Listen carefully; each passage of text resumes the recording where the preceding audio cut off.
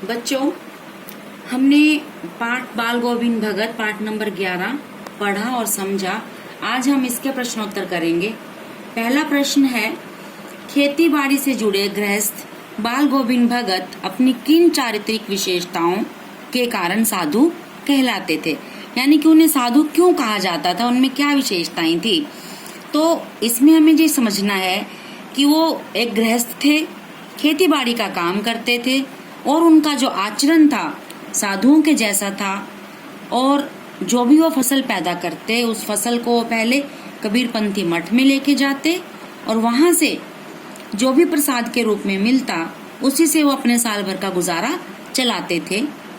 इसके साथ साथ ये भी ध्यान देने योग्य बात है कि बाल गोविंद भगत कभी झूठ नहीं बोलते थे, किसी से झगड़ा नहीं करते थे, किसी की वस्तु को नहीं छूते थे, यानी कि वो गृहस्थ होते हुए भी जो उनका आचार व्यवहार था वो साधुओं जैसा था। ये हम इस प्रश्न के अंदर बताएंगे। अगला प्रश्न है, भगत की पुत्रवधू उन्हें अकेले क्यों नहीं छोड़ना चाहती थी। अब हमें इस प्रश्न के अंदर ये बताना है कि जो उनके बेटे की पत्नी थी, उनके पुत्र के मृत्यु के बाद उन्हें अकेले छोड़ करके क्यों नहीं जाना चाहती थी। तो इसमें महत्वपूर्ण बात यह है कि बाल गोविंद भगत का एक ही बेटा था। जब उसकी मृत्यु हो गई तब उनकी पुत्रवधू को ये लगा कि अगर मैं भी चली जाऊंगी तो बाल गोविंद भगत के खान पान का, स्वास्थ्य का ध्यान कौन रखेगा, और वो बिल्कुल अकेले हो जाएंगे और वृद्ध भी हैं। इसीलिए वह उनकी सेवा करना चाहती थी और उन्हें अकेले छोड़ करके नहीं जाना चाहती थी। अगला प्रश्न है, भगत ने अपने बेटे की मृत्यु पर अपनी भावनाएं कैसे व्यक्त की। तो अभी हमने इनके बारे में ये जाना कि बाल गोविंद भगत जो थे उनका आचार व्यवहार एक साधु के जैसा था, लेकिन वे गृहस्थ भी थे।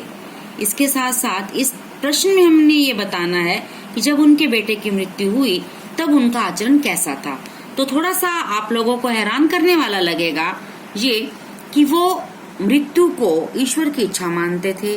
वे ये मानते थे कि मृत्यु जो है आत्मा और परमात्मा का मिलन है, इसलिए उन्होंने अपने बेटे की मृत्यु पे शोक न मना करके उसे उत्सव की तरह मनाया। अपने बेटे के शव को फूलों से सजाया, सफेद कपड़े से ढककर आंगन में रख दिया, उसके सिरहाने एक दिया जला दिया और ऊंचे स्वर में ईश्वर भक्ति के गीत गाने लगे। और उन्होंने अपनी पतोहू को भी शोक न मनाने की बजाय उत्सव मनाने के लिए कहा। तो सुनने में थोड़ा अटपटा लग सकता है, लेकिन उनका ये मानना था कि भगवान जो हैं उनके साथ, परमात्मा के साथ आत्मा का मिलन हो रहा है, इसलिए मृत्यु को ईश्वर की इच्छा मानते हुए उसे स्वीकार करना चाहिए। अगला प्रश्न है, भगत के व्यक्तित्व और उनकी वेशभूषा का अपने शब्दों में चित्र प्रस्तुत कीजिए। ये पहले जो हमने प्रश्न किया उससे कुछ मिलता जुलता है, लेकिन इसके अब अंदर हमने ये बताना है कि उनके आंतरिक व्यवहार के साथ साथ उनका बाहरी आचरण कैसा था, किस तरह के वो वस्त्र पहनते थे, आचार व्यवहार उनका कैसा था। तो भगत जो थे वो गृहस्थ भी थे और साधु की तरह वो अपना जीवन बिताते थे। उनकी उम्र 60 वर्ष के आसपास थी। चेहरे पे हल्के हल्के सफेद बाल रहते थे। इसके अलावा वो एक लंगोटी पहनते, सिर पे कबीरपंथियों की तरह कनफटी टोपी पहनते। कनफटी टोपी से मतलब क्या है, जो कानों के पास से थोड़ी जो है उसका कट लगा होता था, कटी होती थी जो कानों को ढक लेती थी। और सर्दी में वे एक छोटा सा काले रंग का कंबल ओढ़ लेते थे। माथे पे रामानंदी चंदन का तिलक लगाते थे और गले में तुलसी की माला पहनते थे। तुलसी की माला जो पहनते थे वो तुलसी के सूखे हुए पौधे को काट करके बनाई हुई जो मोती होते थे उसकी वो माला पहनते थे। उनके हाथ में खंजड़ी रहती थी।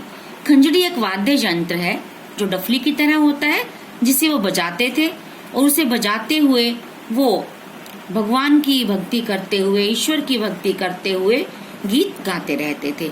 और उनकी जो ये भावभंगिमाएं थी श्रोताओं को उनकी तरफ खींचे चली लाती थी, यानी कि लोग उनसे आकर्षित होते थे और उनकी तरफ खींचे चले आते थे।